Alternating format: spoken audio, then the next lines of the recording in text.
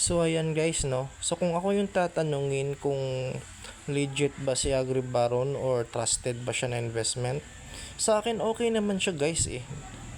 Nag-invest na tayo ng 70,000, it means nagtitiwala tayo sa platform na magsasucess ang project na ito guys. So sa akin legit naman siya, pero do your own research pa rin. Pera nyo yan, tsaka kayo ang may hawak dyan, kayo pa rin ang may responsibility dyan.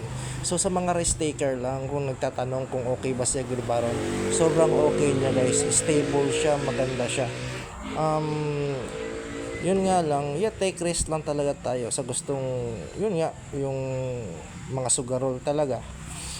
Para sa akin, okay si Agribaron guys. Maganda yung platform niya, ginastusan, may funds, may promotion funds, meron lahat-lahat guys. Maganda talaga. Wala akong masabi. Kaya yun nga, nag-invest tayo, nagtiwala tayo. Hopefully mag-success ang project na ito.